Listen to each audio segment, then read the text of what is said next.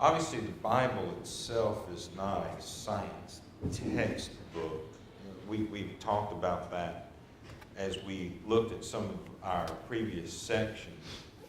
But we do come to here, page 271, this idea that when the Bible does say something concerning science, that it is going to be 100% accurate. And here's the thing about when you have a book such as the Bible, that it's not going to say scientific things in scientific ways, is it? We might talk about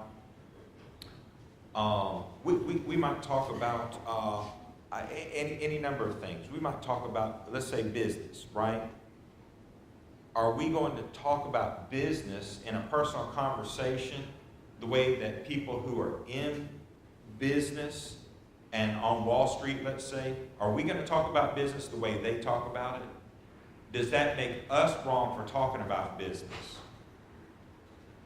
Are we dumb because we don't talk about it in the same way?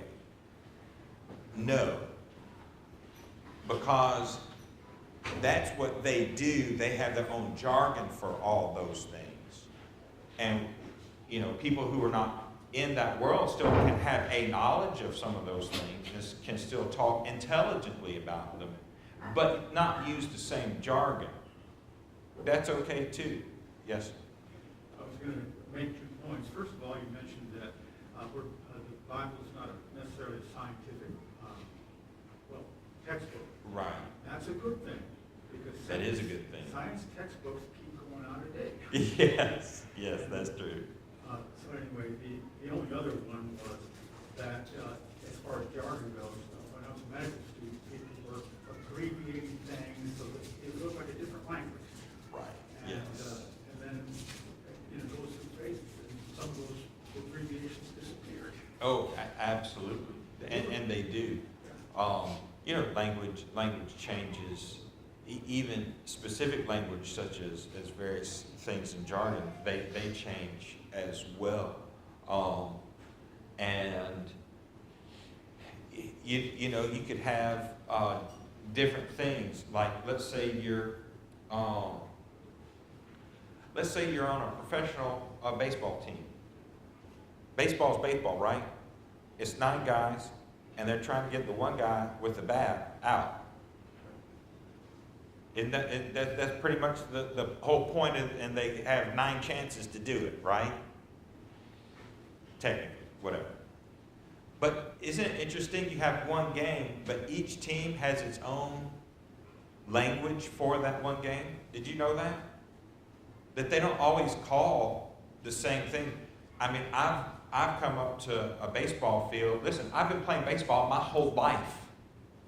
My whole life. And I'll come to a baseball field or softball field, whatever, and the language will be like, what are they talking about? Well, they're talking about this situation. Well, I didn't call it that. I called it something else. Now, does that make me dumb or uninformed or unintelligent about the game because I'm not using the same terminology? No, has nothing to it doesn't have anything to do with the other. Terminology can change, and it does change. But the game still stays the same, doesn't it? It's still the same. That's all there is to it. And so we kind of come back to science in the Bible. Because the Bible is not a science textbook, it's not going to put its science information in the same way that a science textbook would put it. And like Brother Ricardo said, that's a good thing. That's what we want. That's what we expect. Because, and he does make a point, I don't know if we'll necessarily read it here or not, but he does make a point that, our science textbooks are in, what number edition are they on, Some of them well into the teens. Your McGraw-Hill science textbook for whatever is as a lot of different editions because they keep finding things out, keep updating those things. How many updates does the Bible need in its information? 0. What kind of an update, and it does have an update, by the way, but what kind of update does the Bible go through on a somewhat regular basis? Yes, but what kind of an update is a version? Is the information changed? No. What did we just talk about? What did we just talk about? I use baseball as the illustration. How does the Bible change? The language. That's exactly right, because language changes. Language changes. Would we want to read this book as it was given in 1611? Would we want to do that? In 1611, England, too, by the way. That's English, but listen, you would want to read it. A lot of words mean something different today. And by the way, if you're reading King James Version, you're not reading 1611. You do know that, right? You do know that. It's more like 1789, I think was the last major revision of that. Over 150 years after, okay? And it's not even England English. There's a lot of actually American influence in there as well. So, let's start understanding some of that stuff too. All right, the Bible is an old book. Well,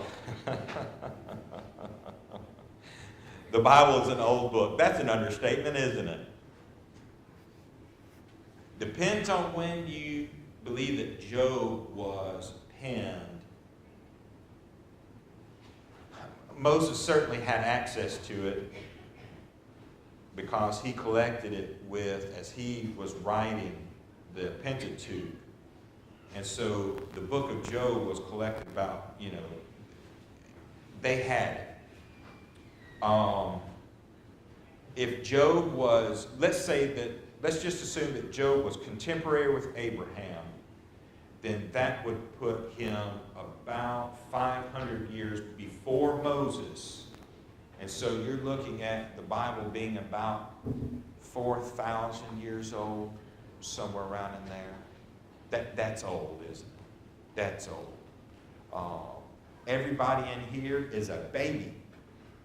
Everybody in here is a baby. Even Wade is a baby compared to the ancient texts of the Scriptures. And yet, there are statements that were made all that long ago that remain true to this very moment.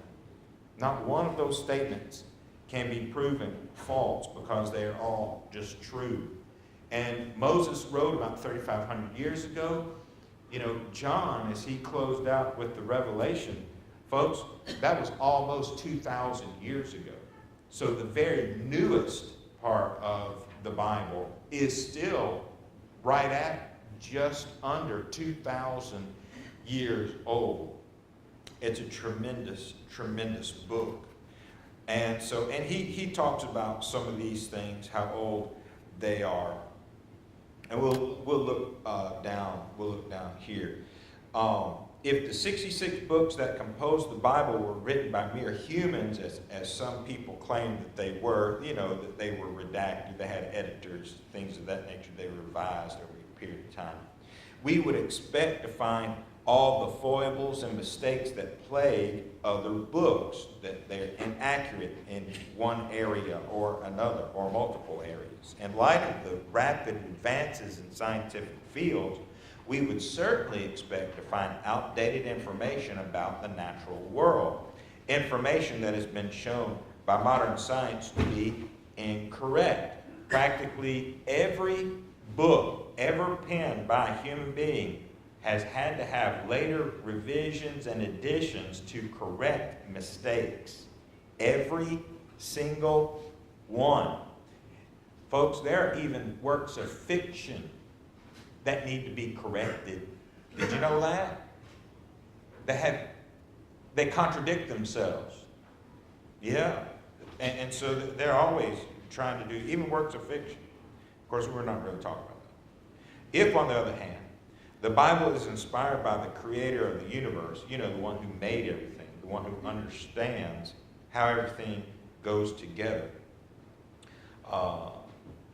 as the writers claim it was, we should find a different situation altogether. If the God who created the world inspired the Bible, we should observe perfect agreement between every scientific statement in the Bible and everything that is verified as fact in the natural world. And notice that verified as fact is a bolded phrase there. It has to be a verified fact to then be understood. If the Bible goes along with that, it's a verified fact. And because so many things are stated as facts, but are they actually factual? Just because a science book says, hey, this is a fact, does that make it factual? No, it does not. No, it does not.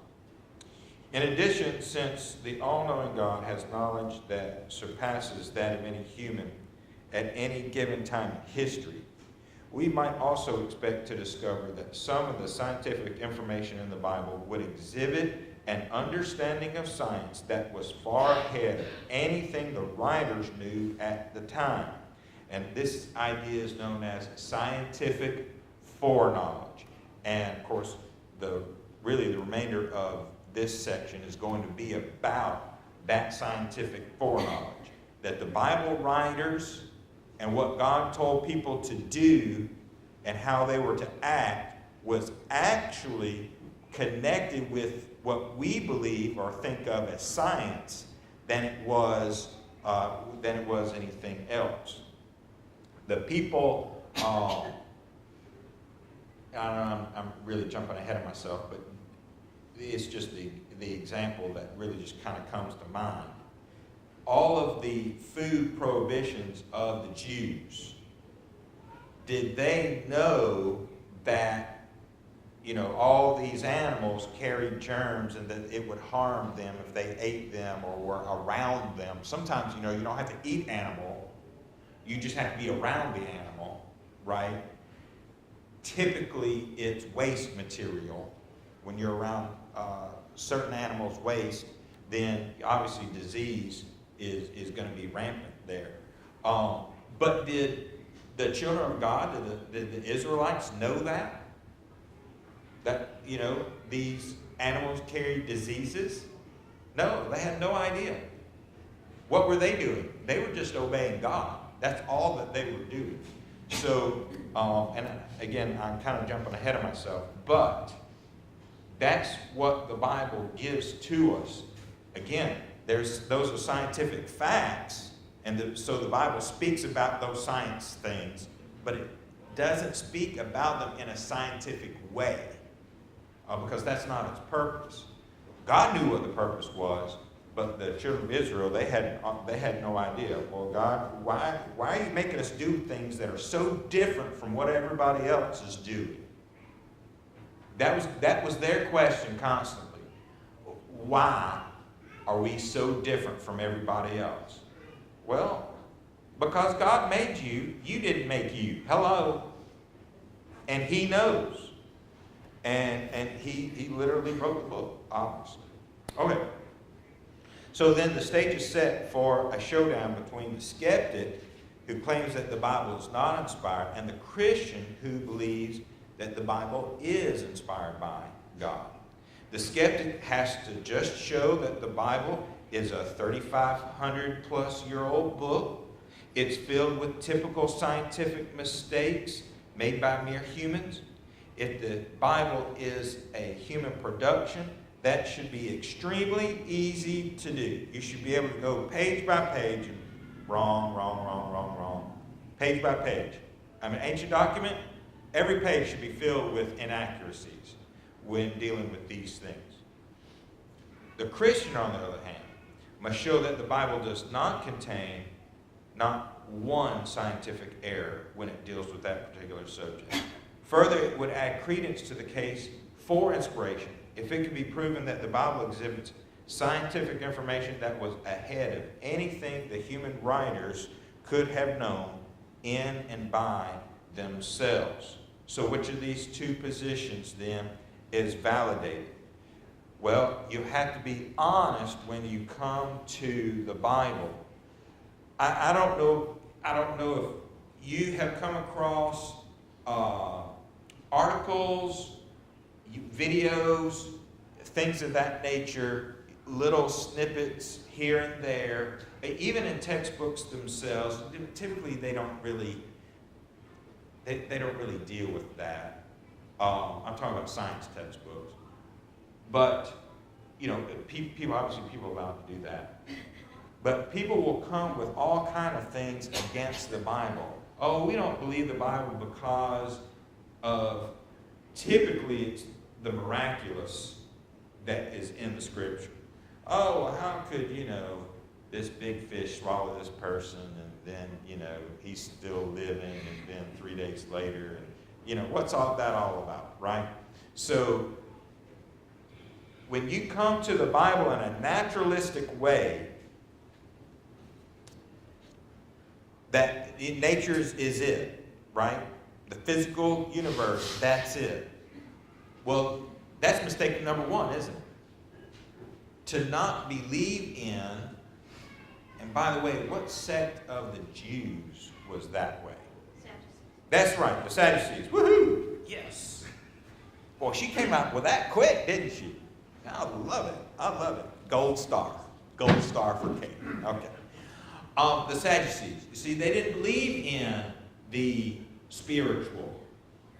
So they, and essentially many who claim to be nationalistic Jews are actually atheists. They really don't believe in God because they come from the Sadducean point of view. And yet, there is proof after proof of God's existence as we go through these things. Yes? First preacher I had taught us a way to remember who those folks were. Okay. If you look at Sadducees and you say it slowly, sad. They're sad, you see. They're sad, you see. Don't That's believe right. in that way. That's exactly right. That is a good way to look at that. They're sad, you see. They don't believe in the life hereafter. That is so true. All right, number one, the law of biogenesis. Bio, of course, meaning life. Genesis, meaning to begin. Now, when I was little, perhaps when you were little, I don't know if they teach this anymore in school books, but when I was little, and I'm thinking it's the 5th, 6th grade, somewhere around in there, we learned about a French man whose name was Louis Pasteur. And we liked Pasteur because he made our milk a lot better, right? We like Louis Pasteur. He's good stuff. What we also learned about Mr. Pasteur was something that was really significant. What did Mr. Pasteur prove? What did he prove? Anybody? No, we don't study Mr. Pasteur. That is a crying shame. I'm lactose intolerant. Yes, Allie, I'm lactose intolerant. I don't know. That's awesome. That's awesome. Well, actually, if it wasn't for Mr. Pasteur, you wouldn't have availability of lactose-free milk that you could drink too. So just saying. I'm just saying. Okay. He came up with the experiment to disprove that life comes from non-living things or non-living material. Because what people believed was they would see a pile of dung, and next thing they knew, worms were coming out of it and flies and things of that nature. So people were saying, oh, well, life comes from non-life. Of course, obviously there were so many things that they could not see that were taking place, and things of that nature. So Pasteur went about designing several experiments, and it is my understanding that those experiments still exist and are somewhere. I think they're in this country now. They might be in the Louvre, but I don't think so. I mean, I know that's an art. I know. It could be in Paris, but I don't think so. For some reason, I'm thinking that his experiment is in this country somewhere. But anyway, what he did was he filled test tubes with test tubes, beakers, whatever, flasks with chicken stock, something of that nature. You know, some sort of broth or whatever, and then he covered them. Well, but the flask had a neck that bent, kind of like our, when you flush the commode or, any kind of water situation, right? So you have that down and then come back up, and then, so it's my understanding that experiment is still there. You wouldn't want to eat that chicken broth, of course, but that nothing living has come out of that chicken broth. Nothing. It's still there. Isn't that something? Now, how long will it take before something living comes out of that? How long will it take? Yeah, forever. That's right. It will never produce anything living. And Mr. Pasteur proved that. So, in order to have something living, now, what did you have to have before? Something living. That's exactly right. Are you alive today? I hope so. You're here. I'm looking at you. You're alive today. Guess where you came from. You came from mom and dad. That's exactly right. You came from living things before you. Every single one here did. Now, we got to go back and back and back and back and back and back until we get to whom? Adam. Was Adam a living being? Yes, he was. How did he get here? Poof, he came out of nowhere. Chicken broth produced Adam. Is that right? No. Three very simple, in the English language, three very simple words. Are you ready? And God said. There you go. That's it. See, that's a scientific statement. But when we read the Bible, we don't think of it like that. And we shouldn't. We shouldn't. But it is. Because you have a living being created. And God, He's living. He's there. He's in existence. Said. That's how He created. And God said, let there be light. And God said, let there be firmament. And God said, let there be trees and grass and flowers. And God said, let there be the sun, moon, and the stars. And God said, let the seas be filled with fish and the air filled with fowl. And God said, let the land have all these different animals. And God said, verse 26, let us make man in our image and after our likeness. And He created them, male and female. Created He them. You see? Scientific statements. The law of biogenesis. And yes, sir. That might be the only exception, is that man was created from dust. You know, He did draw that dust up there. That is true. That is true. He didn't, in one sense, He didn't create them out of nothing. He took the elements of the earth. Of course, He did that really essentially with everything that He created here on the earth. We're all terrestrial. Go ahead. But He created the dust. Yeah, He did. He created the dust, and it came first, right? The dust came first. That is true. Of course, He also could have created them simultaneously as well, if He chose to do that. He could. He didn't, but He could have chosen to do that. So let's go back to Adam. Where did Allie come from? Allie came from, how many people, Allie? 2 people. Alex and Jeanette. Right? Okay. When, of course, I don't know if your mom thought, hey, twins. I don't know if she thought that. But you know what I know she did think? I wonder if it's going to be a hippopotamus, or, maybe a squid, or Maybe a chicken. maybe a chicken. Maybe a chicken. She didn't think that though, did she? No.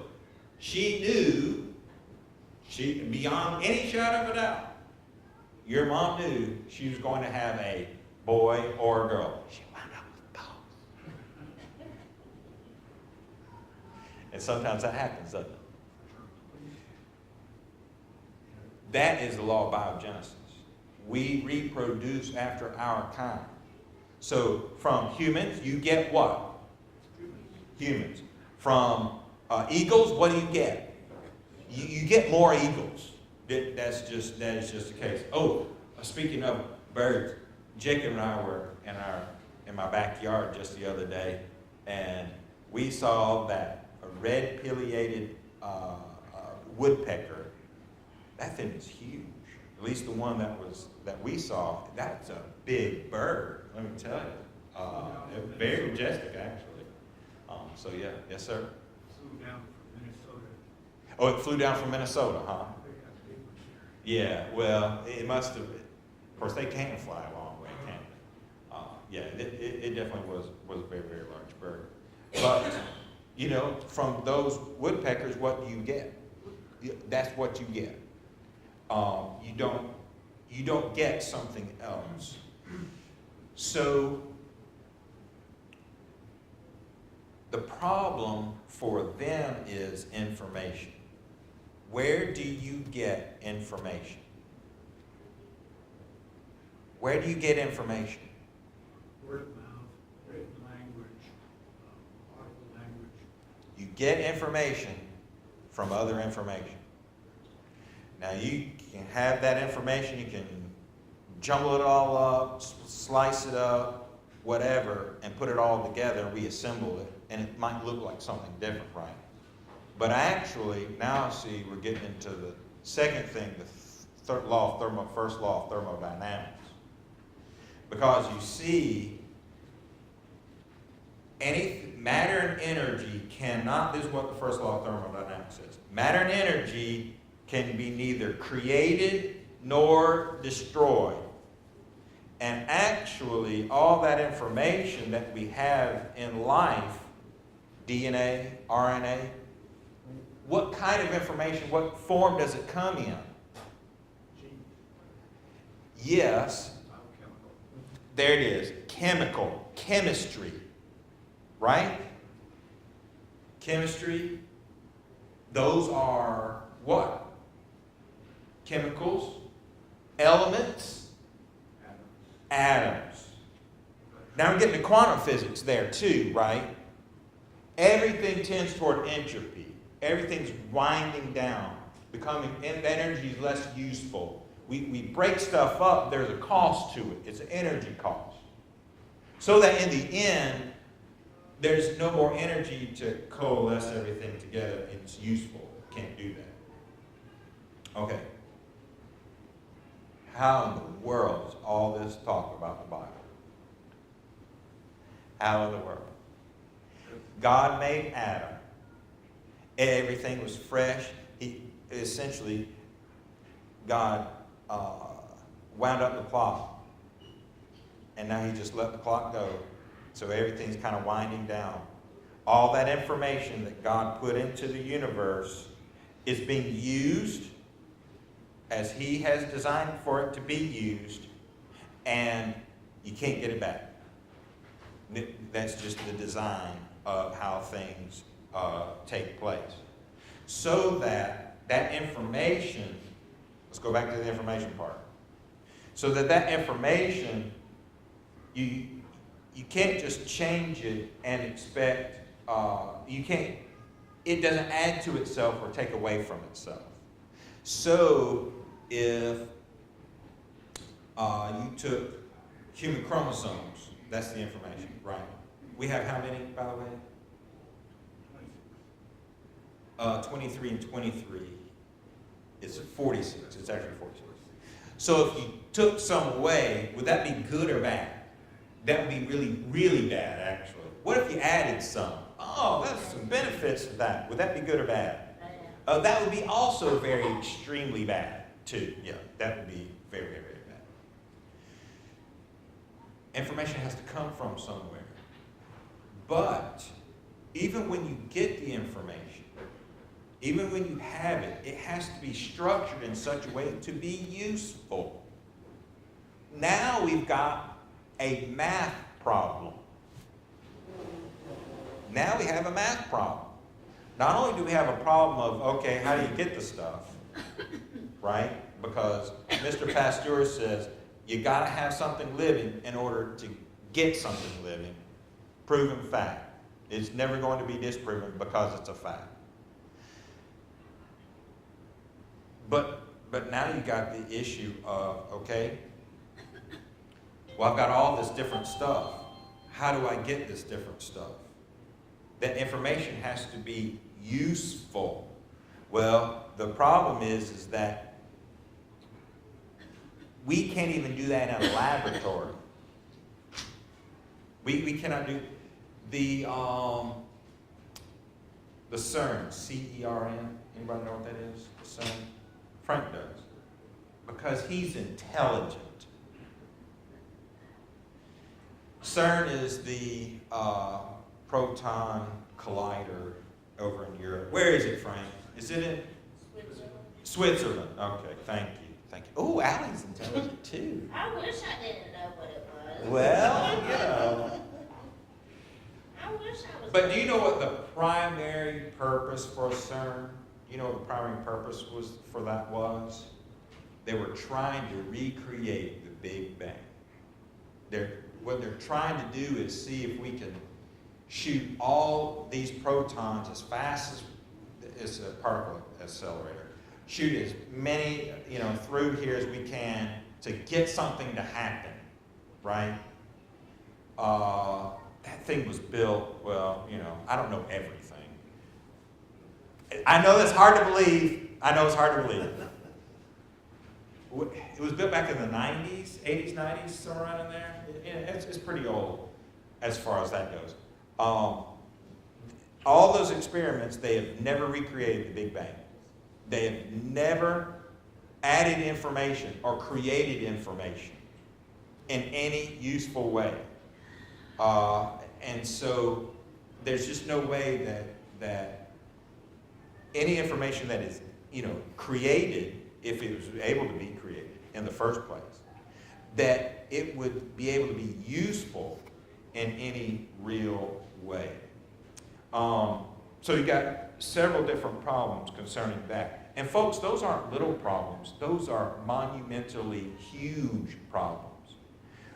But when you go to the Smithsonian, the idea of evolution and the Big Bang, is that taught as just a theory? Hey, this is an idea. We think maybe, perhaps. Is that how it's portrayed? No. If you don't believe that, then you're the dumb one. I mean, am I right or am I wrong? If you don't believe in the general theory of evolution and the Big Bang, then you're the idiot. Now, that's strong language. I understand that. But actually, they think even worse about you, do they not? I'm actually being pretty kind. And yet, what does the evidence say? The evidence says, look, where's the information coming from, number one? And how do you then get it to where it's even useful, number two? Math is against you. Math doesn't care what you think, does it? It just does not, and neither should it. That's very good. Okay. Stars. Genesis 1:16. You talk about an understatement. That's not really, well, in the physical world, it's the most understated verse in all the Bible. And God made the stars also. That's what it says there in the English version there. He made the stars also. There are more stars in the universe than there are grains of sand in all the seashores on planet Earth. And we thought that you could count them. Our telescopes that are out in space, well, number one, they tell you one thing again. Oh, we're going to prove this, that, or the other. They still haven't proven any of that. As a matter of fact, they look at the universe and the stars and the galaxies and things of that nature, and they get more perplexed. Oh, I'm so surprised. Why? When you have a God that made everything, who loves to create and be, from our point of view, not his, but from our point of view, he just used his great imagination and did all kind of cool things. That is just such human language, okay? No, I'm going to use some human language on that thing too. But I'm a Christian.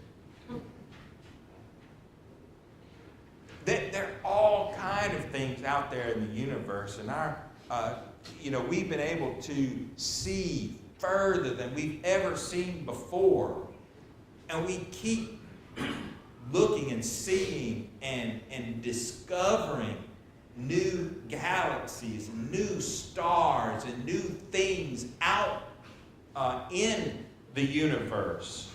And where we thought a long time ago, or not that long ago actually, that we could count the stars, I don't even know if we can count all the galaxies. Not just the stars, but the galaxies that contain the stars. Unbelievable. And of course, you do know that we can't see everything. You do know that, right? We'll never be able to see it all because we got too much stuff in our way. So our field of view is blocked, and it will never be unblocked. So there are things that God created that only He will ever know existed. Now, just let that roam around your brain. Let that roam around your brain. That's the God of heaven. Here's the application very quickly as we close. God made things that not one human being will ever know existed. And yet we want to question Him about how He treats me. Something doesn't add up there, does it? Something doesn't add up. Let's be careful. Let's be real careful. All right. Appreciate you. We're going to take a short break. Come back. Worship our God together.